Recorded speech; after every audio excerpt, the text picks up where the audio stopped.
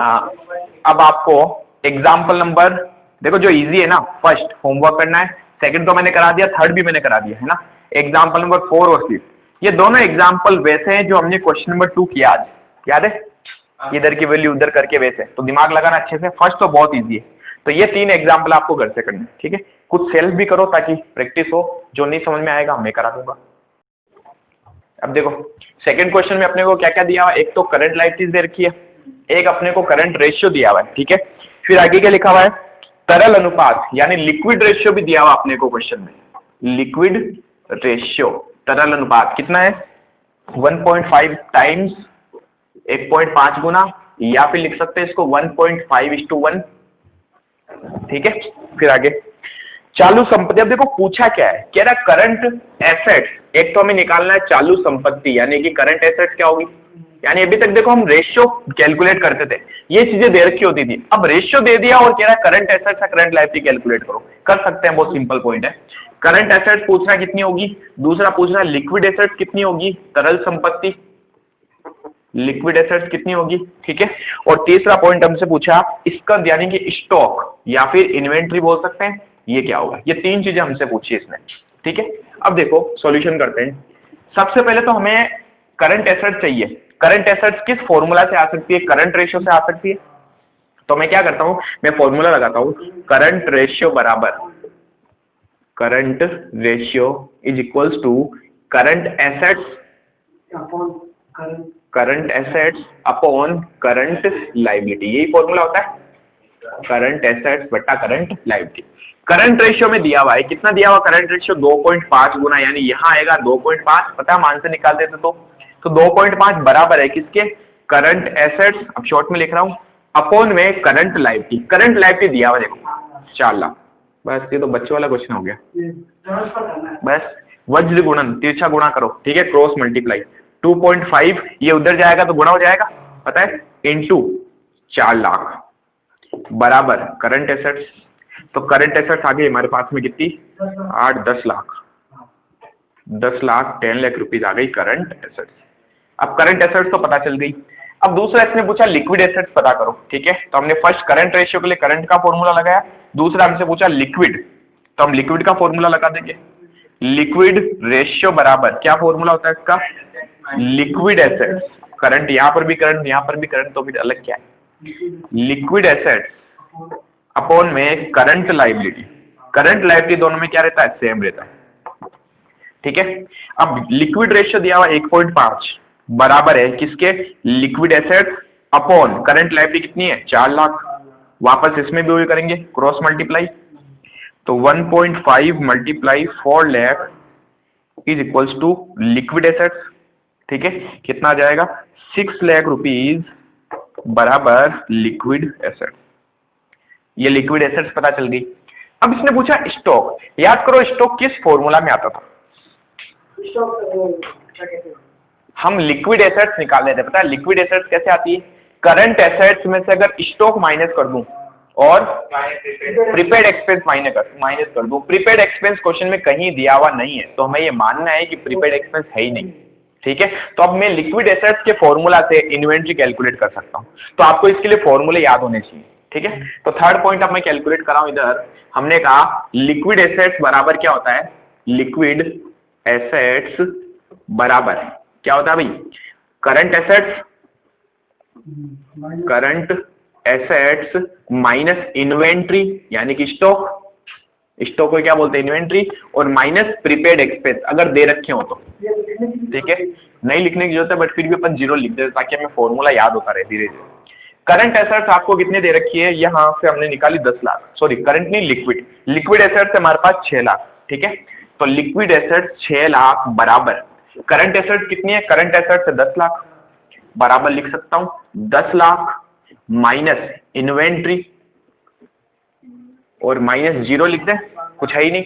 अब देखो मुझे इन्वेंट्री निकालना है, उधर इन्वेंट्री है माइनस में, उसको इधर ले आऊं प्लस में आ जाएगा, ठीक है? इसको इधर लेके आएंगे तो इन्वेंट्री प्लस हो गया, इन्वेंट्री बराबर 10 लाख तो यही रहेगा, और ये 6 लाख प्लस वाला उधर जाएगा तो माइनस हो जाएगा 6 लाख, तो इन्वेंट्री आ गया, स्टॉक आ गया हमारे पास में 4 लाख, सो सिंपल। ठीक है, उतारो फटाफट। अब देखो ये ए पॉइंट हो गया, अब बी पॉइंट पे आते हैं। बी पॉइंट क्या करा, थोड़ा सा घुमा के क्वेश्चन दिया हुआ है, काफी रेशियो कवर करने हैं भाई अपने को, थोड़ी स्पीड डाउन जल्दी इसको बढ़ाओ। पॉइंट नंबर बी, देखो क्या लिखा हुआ है, यदि चालू अनुपात मतलब क्या हो गया, करंट रेशियो, ठीक है। करंट रेशियो दिया हुआ है, कितना दिया हुआ है 2.5, और अपने को दिया हुआ तरल अनुपात यानी कि लिक्विड रेशियो, लिक्विड रेशियो है हमारे पास में 1.6, ठीक है।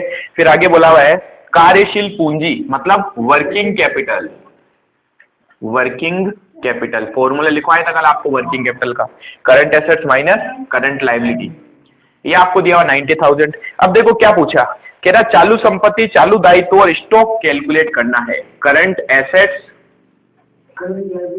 अब देखो ध्यान से, इसने करंट एसेट्स भी गायब जो करी, करंट लायबिलिटी भी गायब कर दी, दिक्कत हो गई।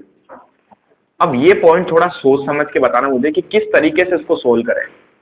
पिछले क्वेश्चन में पता है करंट लायबिलिटी तो दे रखी थी अपने को, इसलिए अपन ने इजीली कर लिया, ठीक है। यहां पर क्या है, यहाँ करंट एसेट्स भी गायब है, करंट लायबिलिटी भी गायब है, तो पहली चीज तो करंट रेशियो वाले फॉर्मूला से आंसर आएगा, नहीं आ पाएगा, ठीक है। दूसरा है लिक्विड रेशियो, लिक्विड रेशियो के लिए भी मुझे लिक्विड एसेट चाहिए और करंट लायबिलिटी चाहिए, दोनों ही गायब है। हमने कहा दिक्कत हो गई, लेकिन इसने छोटा सा हेल्प कर दी, वर्किंग कैपिटल दे दिया। वर्किंग कैपिटल से अब देखो मैं किस तरीके से सोल्व करूंगा, यहां पर एक फॉर्मूला बनाना पड़ेगा, उसको दूसरे की वैल्यू में लिखना पड़ेगा अपने को, ठीक है। जैसे सॉल्यूशन, हमने कहा वर्किंग कैपिटल बराबर, वर्किंग कैपिटल बराबर होता है current assets, current assets minus current liability, current assets minus current liability, ठीक है। अब हमने कहा वर्किंग कैपिटल तो अपने को दिया हुआ है, कितना दिया हुआ है 90,000, क्योंकि देखो जो वैल्यू दे रखी है उसके आधार पर ही आंसर आएगा, नहीं तो आंसर ही नहीं निकाल सकते अपन। अब मुझे करंट एसेट्स का तो उसने बोला ही नहीं है कुछ, ठीक है, तो मैं काम करता हूं, मैं यहां लिखता हूं करंट एसेट्स और माइनस करंट लायबिलिटी, सही है। अब मैं काम करता हूं, मैं करंट एसेट्स को तो यही रहने देता हूं, करंट लायबिलिटी को इधर ले जाता हूं, ठीक है। तो देखना मैंने कहा 90,000, ये माइनस की करंट लायबिलिटी वाला इधर आएगा तो प्लस हो जाएगा, प्लस करंट लायबिलिटी बराबर करंट एसेट। ध्यान से देखना आप, ये हमने एक फॉर्मूला बना दिया, ठीक है, वैल्यू निकाल दी।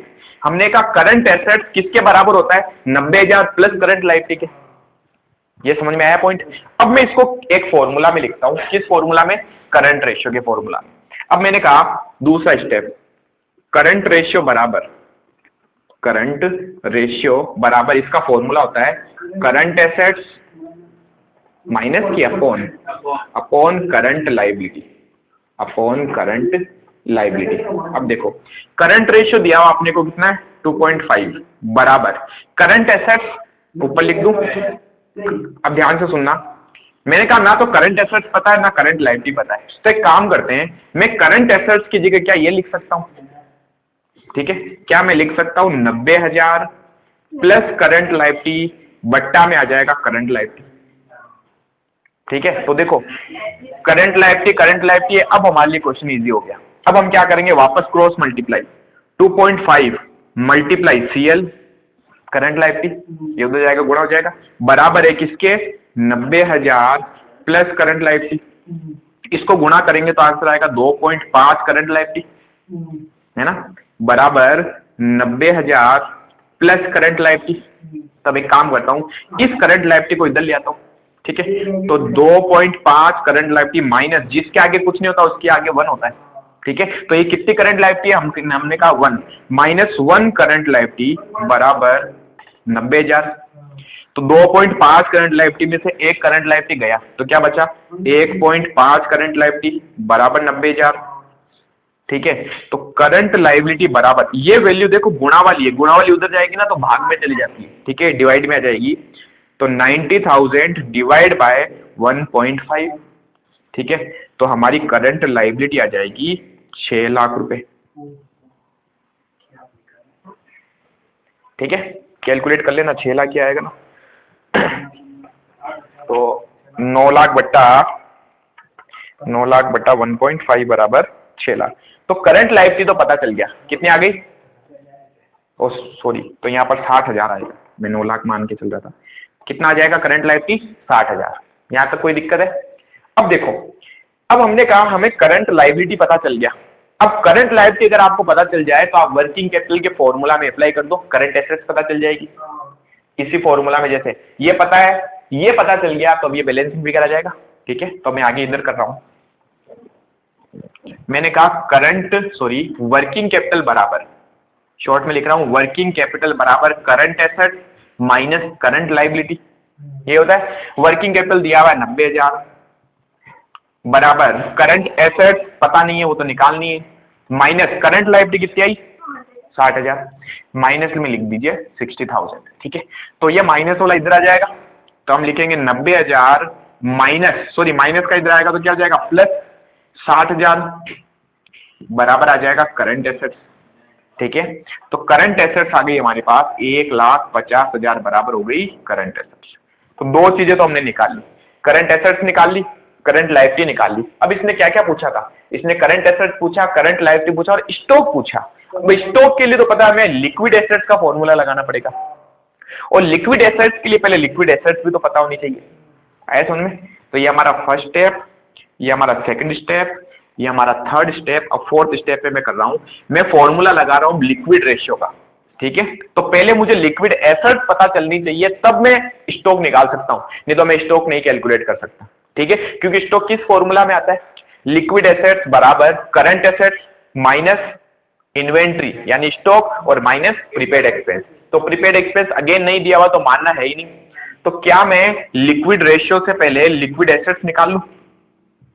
लिक्विड रेशियो बराबर liquid assets upon current liability, यही फॉर्मूला होता है। लिक्विड रेशियो दिया हुआ 1.6, तो 1.6 बराबर लिक्विड एसेट्स तो अपने को निकालनी है, बट करंट लायबिलिटी अपने को पता है 60,000 बटा में आ जाएगा 60,000। तो 1.6 इंटू मल्टीप्लाई कर लेंगे 60,000 बराबर लिक्विड एसेट्स। ठीक है, तो 60,000 मल्टीप्लाई 1.6, 96,000 आ जाएगी हमारे पास में क्या? Liquid assets. ठीक है, अब लिक्विड एसेट्स पता चल गया, तो अब हम निकाल सकते हैं स्टॉक। ठीक है, फिफ्थ पॉइंट ऊपर करवा देता हूं, स्पेस नहीं है। पांचवा पॉइंट तो आपको पॉइंट वाइज करना, पहले फर्स्ट, सेकंड, थर्ड, फोर्थ और फिफ्थ। फिफ्थ हमने कहा लिक्विड एसेट्स बराबर क्या होती है? लिक्विड एसेट्स बराबर करंट एसेट्स, शॉर्ट में लिख दूं, माइनस इन्वेंट्री, आप शॉर्ट में मत लिखना, माइनस प्रीपेड एक्सपेंस। ठीक है, लिक्विड एसेट्स पता चल गई 96,000, यह है 96,000 बराबर करंट एसेट्स पता अपने को 150 बराबर 1,50,000 माइनस इन्वेंट्री तो निकालनी है, स्टॉक माइनस एक्सपेंस मान ले 0 है। तो एक काम करते हैं, ये माइनस में है ना, इसको इधर ले आए तो प्लस हो जाएगा। इन्वेंट्री बराबर क्या आएगा? 1,50,000 और ये उधर जाएगा तो माइनस हो जाएगा 96,000, तो आ जाएगा 54,000 रुपए। ठीक है, इजी है, बस माइनस 150 आ गया, 54,000 उतारो फटाफट। अब देखो सेकंड क्वेश्चन हो गया। अब एक तो आपको एक दो एग्जांपल दे रहा हूं जो बहुत इजी है, जो आप कर सकते हो वो तो होमवर्क दे देता हूं। ठीक है, और जो आपसे नहीं होते हैं वो मैं एग्जांपल कराऊंगा, क्योंकि चैप्टर थोड़ा इंपॉर्टेंट है, इसके एग्जांपल भी मुझे करवाने पड़ेंगे आपको। फिफ्थ पॉइंट कर लिया। अब देखो सबसे पहला एग्जांपल तो आपका होमवर्क है, बहुत इजी एग्जांपल है, उसमें कुछ नहीं करना। ठीक है, सेकंड एग्जांपल में आइए आप, एग्जांपल नंबर 2, पेज नंबर है आपके पास 384, 384 पेज नंबर। ठीक है, देखो इस क्वेश्चन में आपको बैलेंस शीट दे रखी है ना, तो उल्टा इजी हो गया। बताओ मान ली बैलेंस शीट दे दी, तब हम आराम से, क्या हर बार आपको करंट एसेट सीधा दे देगा, ये लो करंट एसेट, ये लो करंट लायबिलिटी निकाल दो? अब कई बार आपको कैलकुलेट करना पड़ेगा, है ना। इस बैलेंस शीट में देखिए आपको क्या क्या दे रखा है। नरेश लिमिटेड का 31 मार्च 2017 को बैलेंस शीट दे रखी है। बैलेंस शीट में देखो इक्विटी एंड लायबिलिटीज, उसके अंदर शेयर होल्डर फंड दिया हुआ है, उसके नीचे नॉन करंट लायबिलिटीज है। नॉन करंट लायबिलिटीज में सिर्फ एक ही लायबिलिटी है हमारे पास में, लॉन्ग टर्म बोरोइंग। उस लॉन्ग टर्म बोरोइंग में भी क्या दिया हुआ? डिबेंचर। ठीक है, तो इसको पढ़ते रहो साथ साथ, ताकि दिमाग में क्लियर होता रहेगा कि क्या क्या चीजें आती है इसमें। फिर करंट लायबिलिटीज है, करंट लायबिलिटीज में ट्रेड पेबल्स है। ट्रेड पेबल में दो चीजें आती है, पता है क्या क्या? Creditors and bills payable. फिर आपको शॉर्ट टर्म प्रोविजन दिया हुआ है, ठीक है, तो वो तो हो गई इक्विटी और लायबिलिटी साइड। फिर नीचे आपको एसेट साइड दे रखी है। एसेट्स में देखो non current asset, non current यानी कि लॉन्ग टर्म एसेट, ठीक है, उसमें फिक्स एसेट दे रखी है। उसके नीचे आपको दिया हुआ करंट एसेट। अब देखो करंट एसेट्स में क्या क्या है। करंट एसेट्स में इन्वेंट्री है, ट्रेड रिसीवेबल है, कैश एंड कैश इक्विवेलेंट है और अदर करंट एसेट्स है, यानी कि प्रीपेड एक्सपेंस दे रखे हैं आपको, ठीक है। क्या पूछा है क्वेश्चन है, कह रहा है तो करंट रेशियो निकालो और दूसरा कह रहा है लिक्विड रेशियो निकालो। अब ध्यान देना, हम पहले कैलकुलेट करेंगे करंट रेशियो। करंट रेशियो का फॉर्मूला क्या होता है, current assets upon current liability. अब ध्यान से देखो क्वेश्चन में करंट एसेट्स दे रखी है, दे रखी है, जो अलग अलग एसेट्स है उन सबको टोटल कर लो, करंट एसेट्स आ जाएगी। भैया मैं करंट एसेट्स निकालनी है ना, तो देखो करंट एसेट्स में क्या क्या है। एक तो है इन्वेंट्री 30,000 आएगा करंट एसेट्स में, प्लस दूसरा अपने को दे रखा है ट्रेड रिसीवेबल 15,000, फिर अपने को क्या दे रखे हैं कैश एंड कैश इक्विवेलेंट 17,500 और प्लस अपने को दे रखा है अदर करंट एसेट्स 2,500।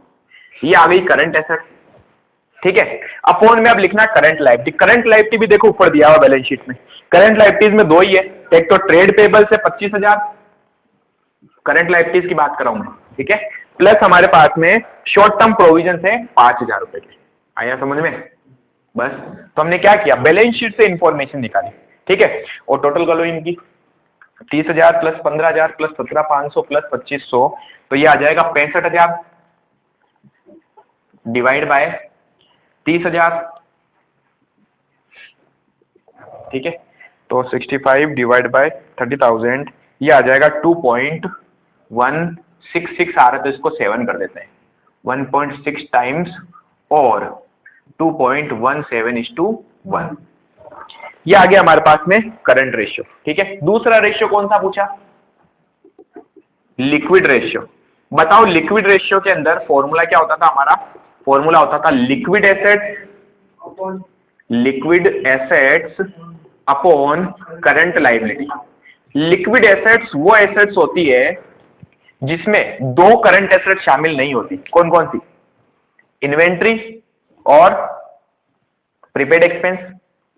भाई लिक्विड एसेट्स का फॉर्मूला क्या होता है, लिक्विड एसेट्स बराबर करंट एसेट्स माइनस इन्वेंट्री और माइनस प्रीपेड एक्सपेंस। यानी इन शॉर्ट कहा जाए तो करंट एसेट्स में से अगर मैं दो चीजें हटा दूं, इन्वेंट्री और प्रीपेड एक्सपेंस, तो बाकी बचा हो क्या होगा, लिक्विड।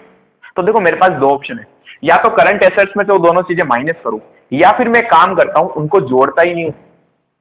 भाई मैं करंट एसेट्स में उन दोनों चीजों को छोड़ के बाकी सारी एसेट्स ले लेता हूं, वो लिक्विड ही तो होगी। समझ पा रहे हो?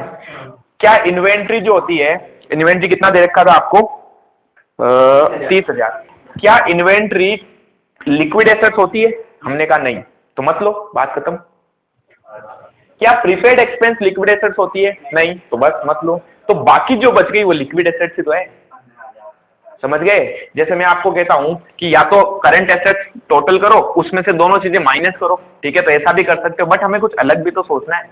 या तो देखो ऐसे कर लो, हमने कहा टोटल करंट एसेट्स कितनी आई थी, 65,000, ये टोटल करंट एसेट्स है। इसमें से एक तो स्टॉक को माइनस कर दो 30,000, माइनस कर दो प्रीपेड एक्सपेंस 2,500, ठीक है, डिवाइड बाय करंट लायबिलिटी कितनी है 25,000 प्लस 5,000। समझ पा रहे हो? तो अब देखो या तो इसमें से दोनों चीजें माइनस करो, या एक काम करो इन दोनों को लो ही मत, उससे भी ये दो चीजें ले लो, आंसर तो बराबर ही आएगा, ठीक है। तो जैसा आप सोचो वैसा कर सकते हो। तो कितना आ जाएगा, 65 माइनस 30 माइनस 2,500, ये आ गया ऊपर तो 32,500 अपॉन 30,000, ठीक है। तो आंसर आ जाएगा अपने पास में 1.083:1, और लिख सकते हैं इसको 1.083 टाइम्स। बस हो गया एग्जांपल, उतारो फटाफट। सेकंड एग्जांपल हो गया। थर्ड एग्जांपल भी ऐसा ही है, जहां पर आपको बैलेंस शीट दे रखी है, लेकिन थर्ड में थोड़ा और इन डेप्थ जाके आपको बैलेंस शीट दे रखी है। ऊपर तो डायरेक्टली दे दिया था ये करंट एसेट्स और करंट लायबिलिटी है, अपने सीधा उठा लिया वहां से अमाउंट। अब इस क्वेश्चन में आपको ये नहीं दिया कि करंट लायबिलिटी के अंदर ये सारी चीजें, सीधा लायबिलिटीज बता दिया। अब हमें ढूंढनी पड़ेगी इसमें से कौन सी करंट लायबिलिटी और कौन सी करंट एसेट्स है, ठीक है। तो एग्जांपल नंबर 3 में आइए, एस लिमिटेड की निम्नलिखित सूचनाओं से तरलता अनुपात ज्ञात कीजिए। पहली चीज तो देखो, तरलता अनुपात, लिक्विड रेशियो पूछा है। लिक्विड रेशियो के अंदर सारी करंट एसेट्स आती है, सिर्फ दो एसेट्स को छोड़ के। कौन सी? इन्वेंट्री और प्रीपेड एक्सेस। इनके अलावा जो भी करंट एसेट्स है सारी करंट एसेट्स ले लो, बस लिक्विड एसेट्स हो गई। ठीक है, अब देखो इस क्वेश्चन में एसेट साइड में क्या दिया, गुडविल। पता है गुडविल कहां आती है? नॉन करंट एसेट्स होती है। नॉन करंट एसेट्स में फिक्स एसेट्स के अंदर इनटेंजिबल एसेट्स में लिखा जाता है। ठीक है, फिर टेंजिबल फिक्स एसेट दिया हुआ, ये भी नॉन करंट है। तो नॉन करंट तो अपने को चाहिए नहीं ना, लॉन्ग टर्म थोड़ी चाहिए, अपने को चाहिए शॉर्ट टर्म, यानी कि करंट एसेट चाहिए। उसके बाद ट्रेड इन्वेस्टमेंट, जहां पर वर्ड आ जाए ट्रेड इन्वेस्टमेंट, हमेशा ही वो क्या होंगे? लॉन्ग टर्म होंगे। ठीक है, ट्रेड इन्वेस्टमेंट हमेशा क्या होंगे? Long term. हटाओ इसको भी। मार्केटेबल सिक्योरिटीज, जहां पर भी शब्द आ जाए, ये हमेशा होते हैं शॉर्ट टर्म। ठीक है, तो यहां से स्टार्ट करते हैं अपन। तो मैंने कहा हमें पूछा क्या एग्जाम्पल में, एग्जाम्पल नंबर 3 हमें पूछा इसने लिक्विड रेशियो।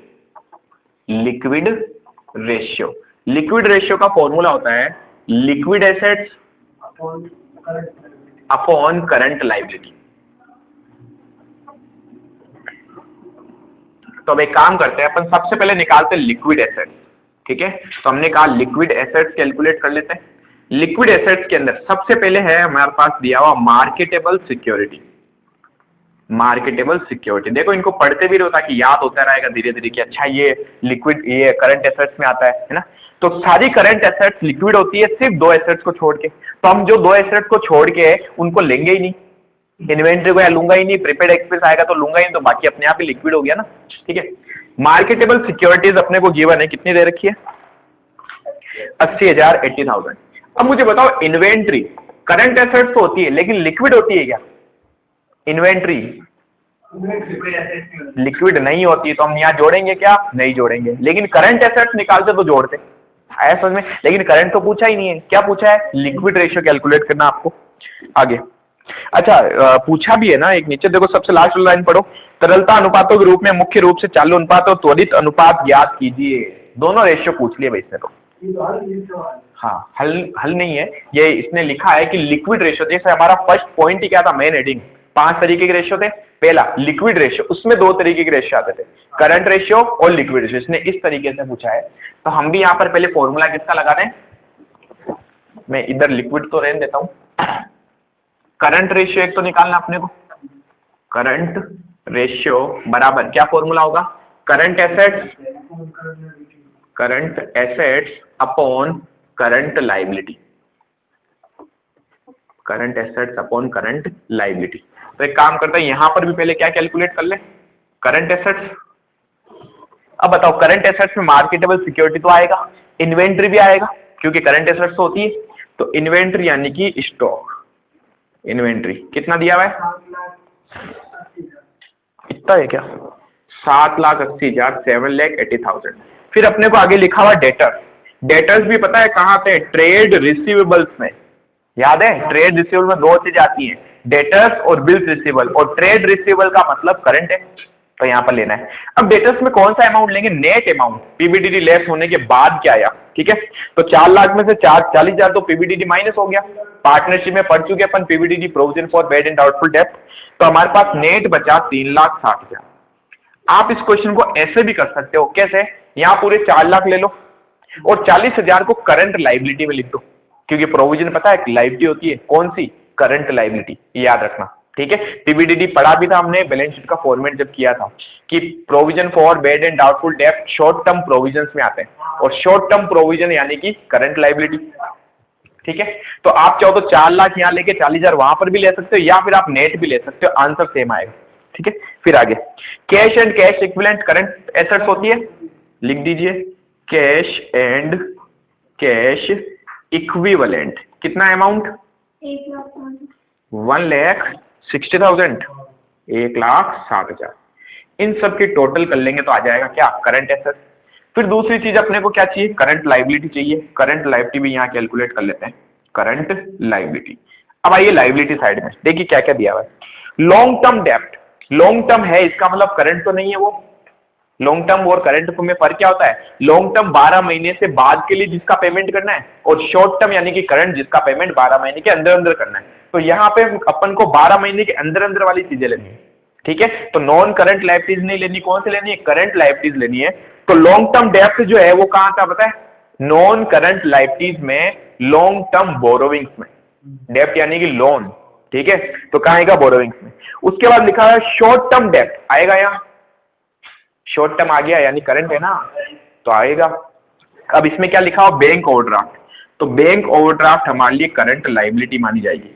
बैंक ओवरड्राफ्ट कितने का दिया हुआ है, 50,000।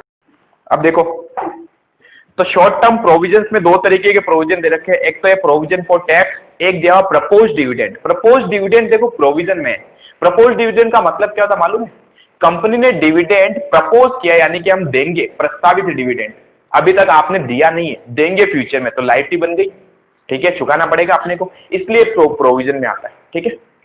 तो एक तो हमारे पास में है प्रपोज डिविडेंड, कितने का है देखो, प्रपोज डिविडेंड 30,000 का, तो मैं यहां पर साथ में जोड़ के लिख देता हूं, और प्लस हमारे पास दूसरा है प्रोविजन फॉर टैक्स, कितना, 80,000 का, ठीक है। तो कितना आ जाएगा, 80 और 30, 1,10,000। यहां तक क्लियर है। फिर आगे एडवांस इनकम टैक्स, बताओ एडवांस इनकम टैक्स क्या होता है, एसेट्स की लायबिलिटी, सोच के जवाब देना। एडवांस इनकम टैक्स हमने पहले ही दे दिया, ये है प्रीपेड एक्सपेंस, वो खर्चा जो हमने पहले ही भुगतान कर दिया। बताओ प्रीपेड एक्सपेंस तो करंट एसेट्स बन जाती है, इसमें इस साइड में लिखा हुआ है, ठीक है, तो अब अपने को यहां पर भी लिखना पड़ेगा, आया समझ में। तो यहां लिखेंगे एडवांस टैक्स, हाँ यहां लिख दो प्रीपेड, प्रीपेड एक्सपेंस, कितना प्रीपेड था, पहले ही पे कर दिया हमने, 60,000, ठीक है।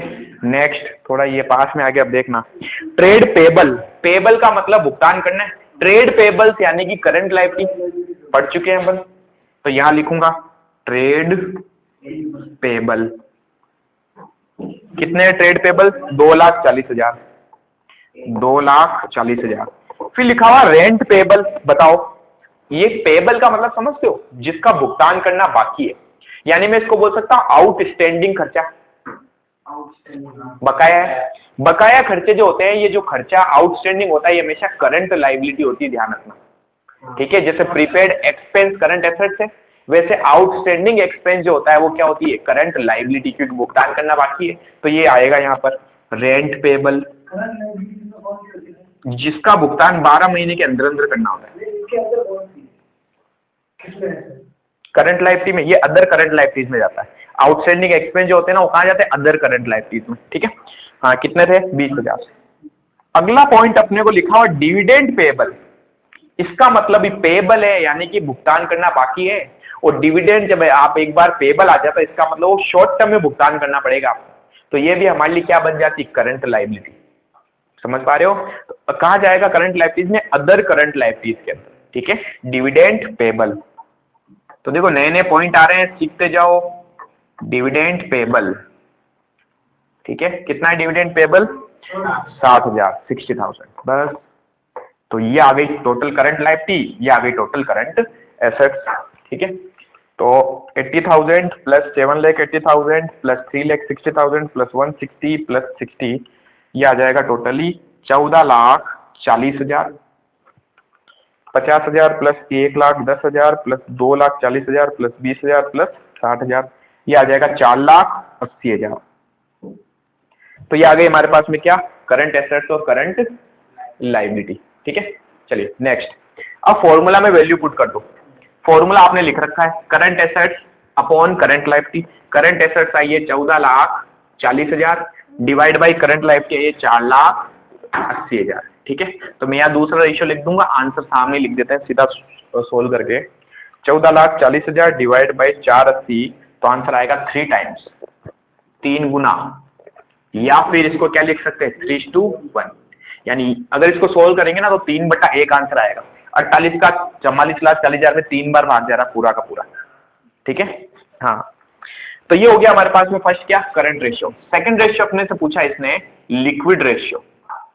लिक्विड रेशियो क्या फॉर्मूला होता है लिक्विड रेशियो का, लिक्विड एसेट्स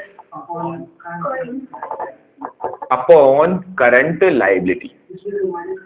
यस, अब हमने कहा कि लिक्विड एसेट्स का मतलब वो एसेट्स जो करंट तो है, लेकिन दो चीजें ऐसी है जिसे हम करंट एसेट्स को लिक्विड नहीं मानते। कौन कौन सी? इन्वेंट्री और प्रीपेड एक्सपेंस। तो क्या मैं इस पूरी करंट एसेट्स में से ये दो चीजें हटा दूं वापस, इन्वेंट्री और प्रीपेड एक्सपेंस? एडवांस टैक्स क्या हो गया? प्रीपेड एक्सपेंस हो गया। ये हटा देंगे तो बाकी क्या बच जाएगा? Liquid assets. ठीक है, तो यहां लिख देता हूं लिक्विड एसेट्स बराबर करंट एसेट्स माइनस इन्वेंट्री और माइनस प्रीपेड एक्सपेंस। ठीक है, तो हमने कहा करंट एसेट्स थी हमारे पास टोटल 14,40,000 की थी, जिसमें से अगर मैं माइनस कर दूं स्टॉक कितने का था? 7,80,000 का। और माइनस कर दूं अगर मैं प्रीपेड एक्सपेंस, प्रीपेड में क्या था? एडवांस टैक्स, एडवांस पे कर दिया हमने तो प्रीपेड हो गया कितने? 60,000। तो जो बच जाएगा वो आ जाएगा लिक्विड एसेट। ठीक है, तो 14,40,000 माइनस 780 माइनस 60,000 कितना आ जाएगा? 6 लाख। तो लिक्विड एसेट्स आ गए हमारे पास में 6 लाख।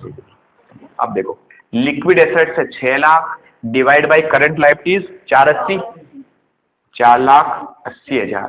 ठीक है, बराबर आने दो, कोई दिक्कत नहीं है।